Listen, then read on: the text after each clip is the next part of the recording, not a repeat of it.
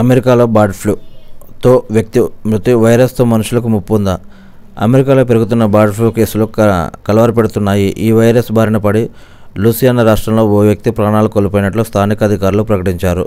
Mutation చెందిన bird flu virus ఆయన మృతికి కారణమైనట్లు పేర్కొన్నారు. గతేడాది మార్చి నుంచి ఇప్పటి వరకు అమెరికాలో 66 మంది బర్డ్ ఫ్లూ బారిన పడ్డారు. వీరిలో చాలామంది పౌల్ట్రీ, డైరీల్లో పనిచేస్తూ వైరస్ బారిన పడినట్లు అక్కడ డాక్టర్లు నిర్ధారించారు.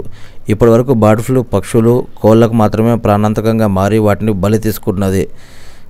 ఇప్పుడు అమెరికాలో వ్యక్తి మరణించడంతో ఈ వైరస్ వల్ల మనుషులకు కూడా ప్రాణం ఉంటుందా అన్న సందేహం చాలామందిలో నెలకొంది.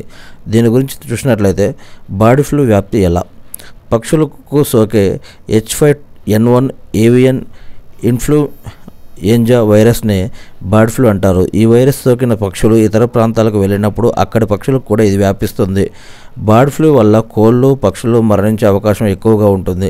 వైరస్ సోకిన పక్షులు దగ్గరకు వెళ్ళినా బర్డ్ ఫ్లూ సోకుతుంది. అలాగే వైరస్ సోకిన పక్షి కళ్ళు, నోటి నుంచి వచ్చే ద్రవాలు, రెట్టల ద్వారా ఈ వైరస్ సోకి వ్యాప్తి చెందుతుంది. పక్షుల వల్లే ఈ వైరస్ ఒక ప్రాంతం నుంచి మరో ప్రాంతానికి వ్యాప్తి చెందుతుంది.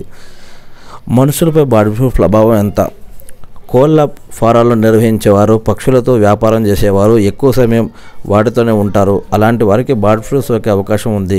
ఈ వైరస్ వల్ల మనుషులు మరణించే ముప్పు చాలా తక్కువని నిపుణులు కూడా చెప్తున్నారు. బర్డ్ ఫ్లూ సోకిన వ్యక్తి నుంచి మరో వ్యక్తికి ఈ వైరస్ వ్యాపించదు. బర్డ్ ఫ్లూ సోకిన మనుషుల్లో దగ్గు, తలనొప్పి, జ్వరం, కండరాల నొప్పి, జలుబు వంటి లక్షణాలు కనిపిస్తాయి. కొంతమందిలో జ్వరం తీవ్రత ఎక్కువగా ఉంటుంది. ఈ లక్షణాలతో ఓ వ్యక్తికి బర్డ్ ఫ్లూ సోకిందని కనిపెట్టడం కష్టమే. ఎందుకంటే మనకు వచ్చే సాధారణ జ్వరంలోనూ ఈ లక్షణాలు ఉంటున్నాయి. అనుమానం ఉన్నవారు డాక్టర్ల సూచనలతో పారాసిటమాల్, ఇతర వైరల్ మందులు వేసుకుంటే సులువుగా ఈ బర్డ్ ఫ్లూ లక్షణాల నుంచి బయటపడవచ్చని ఆరోగ్య నిపుణులు సూచిస్తున్నారు. అయితే తాజాగా అమెరికాలో మరణించిన వ్యక్తికి బర్డ్ ఫ్లూ లక్షణాలు తీవ్రంగా మారి శ్వాసకోశ సమస్యలతో మరణించినట్లు డాక్టర్లు చెప్తున్నారు. అందుకే సందేహపడకుండా సొంత మందులు వాడటం కంటే కూడా డాక్టర్లను సంప్రదించి డాక్టర్ల సూచనల మేరకు వాడటం మంచిది.